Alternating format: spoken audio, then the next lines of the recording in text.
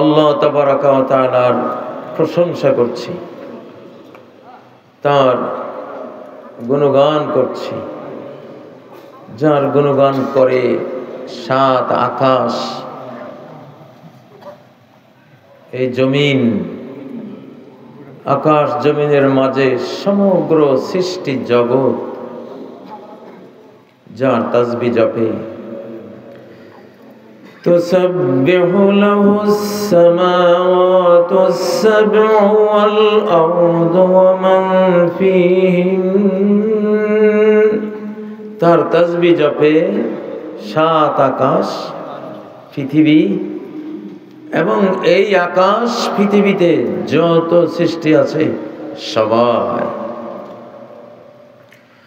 وَإِن مِّن شَيْءٍ إِلَّا يُسَبِّحُ بِحَمْدِهِ, এমন কোন বস্তু নেই যা আল্লাহর তাসবিহ জপে না, এমন কিছুই নাই। সকল কিছু আল্লাহর তাসবিহ জপে। আমাদের চোখের এই পাতাগুলো আল্লাহর তাসবিহ জপে, মাথার চুলগুলো, শরীরের পশমগুলো আল্লাহর তাসবিহ জপে। আমরা যখন খেতে বসি আমাদের প্রতিটি ভাত, প্রতিটি খাদ্যের কণা আল্লাহর তাসবিহ জপে। এজন্য প্লেট চেটে খেতে হয়, কিছু রেখে দিলে খাদ্যগুলি লানত দেয় যে আমাকে শয়তানের জন্য কেন রেখে গেলে, শয়তান খাচ্ছে আমাকে। কুল সৃষ্টি জগতে জীবিত আল্লাহর কাছে, সবাই জীবিত কার কাছে? আল্লাহর কাছে।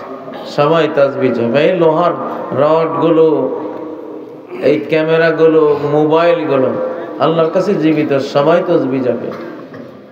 এখন বিজ্ঞানীরা এগুলি দেখতে পাচ্ছে যন্ত্র দিয়ে যে সবার মধ্যে সাউন্ড আসতেছে, কম্পন আসতেছে, আলো ফ্লাশ হচ্ছে, মহাশূন্যে ফেরেশতাদের তাসবিহ জপা, চন্দ্র সূর্য ইত্যাদি তাসবিহ জপা সাউন্ড রেকর্ড হচ্ছে।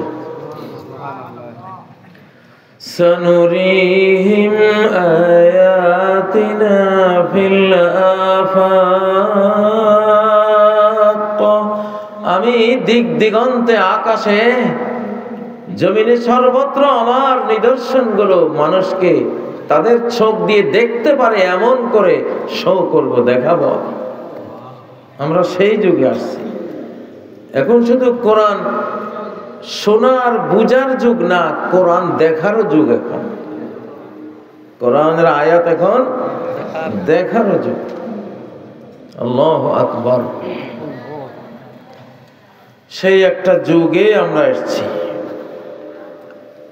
আজকে আমার ওয়াজের বিষয়বস্তু হলো ধান কাটার সময় হয়েছে। ধান পাকছে, এখন কাটার সময় হয়েছে।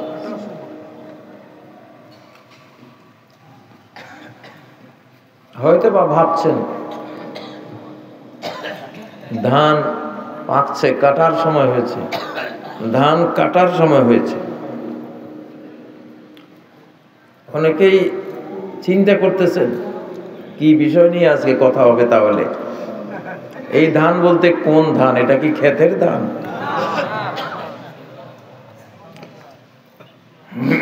এটা ক্ষেতের ধান না, এটা হলো মানুষ ধান। কি ধান? মানুষও ধান গাছ, মানুষও গমের গাছ, মানুষও ভুট্টার গাছ। আল্লাহ তাআলা মুহাম্মদ সাল্লাল্লাহু আলাইহি সাল্লাম আর তার সাহাবীদেরকেও শস্য ফসলের গাছের সাথে তুলনা দিয়েছেন। মানুষের জীবন আর একটা গাছের জীবন সেম।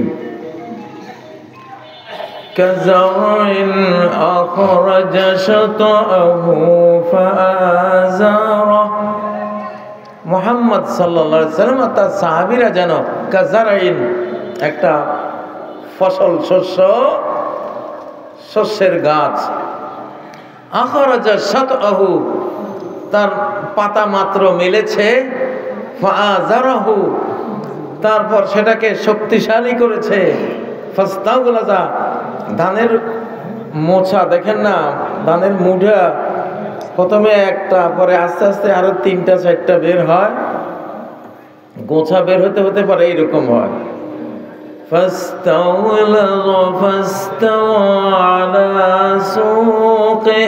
এটা এত মোটা হয়, শক্তিশালী হয়, তখন তার হাঁটুর উপরে, কাণ্ডের উপরে দাঁড়ায়। ধানের গোছাটা শক্ত হয়ে দাঁড়ায়, ঠিক না? এটা মুহাম্মদ সাল্লাল্লাহু আলাইহি সাল্লাম আর সাহাবীদেরকে তুলনা করেছে যে মুহাম্মদ একজন ছিল, একজন থেকে আস্তে আস্তে আবু বকর আসলো, খাদিজা আসলো, আস্তে আস্তে হযরত আলী আসলো, বেলাল আসলো, আস্তে আস্তে মোটা হইতে হইতে এরপরে বেশ শক্তিশালী, এরপরে এই এক গোছা এক গোছা এক গোছা সংখ্যায় অনেক হয়ে গেল, ঠিক না? মানুষের জীবনটা ফসলের গাছের মতো। আল্লাহ নিজেই, যিনি বানিয়েছেন মানুষ আর ফসল, তিনি বলতেছেন। সূরা কাহফে আল্লাহ বলেন, ইন্নামা মাসালুল হায়াতিদ দুনিয়া কামা, তোমাদের যে জাগতিক জীবন, পৃথিবীর জীবন, একটা উপমা, উদাহরণ দিয়ে বুঝো, যেন আকাশ থেকে আমি পানি নাজিল করেছি, বৃষ্টি দিয়েছি। কামাইন আনজালনাহু মিনাস সামা, আমি আকাশ থেকে বৃষ্টি দিলাম। ফাখতালাতা বিহি নাবাতুল আরদ, ওই পানি পেয়ে তার সাথে মিলেমিশে বেড়ে উঠলো মাটির উদ্ভিদ, ফল ফসলের গাছ। আল্লাহ বলছেন তুমিও ওই রকম মাটিরই উদ্ভিদ। আমি ধান গাছটাকে যেমন মাটি থেকে সৃষ্টি করেছি, তোমাকেও মাটি থেকে সৃষ্টি করেছি। তাহলে আমি যে বললাম ধান কাটার সময় হয়েছে, এই ধান কাটা মানে মানুষ কাটা, মানুষ কাটার সময় হয়েছে। ক্ষেতের ধান কাটে ওই ধানের গৃহস্থ, আর এই মানুষ নামক ধানের গৃহস্থ কে? কে? আমি দেখি এখন মাথাগুলি পাকছে, আমাদের মাথাগুলি পাকছে। নোয়াখালীতে কি কয়, দানের সময় হয়েছে নাকি কয় না? কামলা বদলা মুনি ভাইয়েরা কই, যখন ধান দাইতে যাইতেছে, ধান দাইতে যাইতেছে মানে কাটতে যাচ্ছি। এখন পৃথিবীতে, শুধু বাংলাদেশে না, সারা পৃথিবীতে এখন ধান কাটার সময় হয়েছে। মানুষের কল্লাগুলি পাকছে, এটা হলো এখন ধানের শীষ। মাথাগুলি কি? ধানের শীষ। যিনি গৃহস্থ মালিক, যিনি এই ফসল করেছেন, তিনি এখন কাটবেন। যেগুলি পাকি গেছে এগুলি কাটবেন, আর যেগুলি পাকে নাই ওগুলি থাকবে। কারা কারা পাকতে চান? পাকাগুলি কাটা পড়বে, এখন পাকা যাবে না। কাঁচা সবুজ থাকতে হবে। কি থাকতে হবে? সবুজ সতেজ থাকতে হবে। সবুজ সতেজ থাকা যায় কি দিয়া, আর পাকে কি দিয়া, এটা বলবো। অসময়ে আম পাকে না, হয়তো একটা কীট, একটা পোকা, একটা হুল ফুটিয়ে দিয়েছে। আম পাকবে আরো 3-4 মাস পরে, কিন্তু সে আম পেকে গেছে দেখা গেল 3 মাস আগে, ঠিক না? বুঝে গেল কোনো একটা দোষ ভিতরে ঢুকলে ওটা তাড়াতাড়ি পেকে যায়। আল্লাহ তো আমাদেরকে দিয়েছেন, আমরা সাধারণত নেক আমল করতে করতে করতে করতে 70, 80, 90 বছর পরে আসতে নিজেরা একেবারে যথা সময়ে পরিপক্ক হয়ে আমরা মারা যাব। কিন্তু যদি অসময়ে দোষের কারণে, ভাইরাসের কারণে, জীবাণুর আক্রমণের কারণে অসময়ে পেকে গেছে, তাহলে তো এগুলি সমস্যা। এগুলি কি করতে হবে? এগুলি অসময়ে পাকছে, তো পাকা ধান কি খেতে রাখে না কাটি ফেলে? সুসময়ে পাকুক আর অসময়ে পাকুক, পাকার পরে তো আর খেতে রাখা যায় না। আমি পৃথিবীতে দেখতে পাচ্ছি অনেক কোটি কোটি কোটি শত শত কোটি মানুষের এই মাথা পাকি গেছে, পাপের মাথা পাক পেকে গেছে। এখন কাটার সময় হয়েছে, ধান কাটার সময় হয়েছে।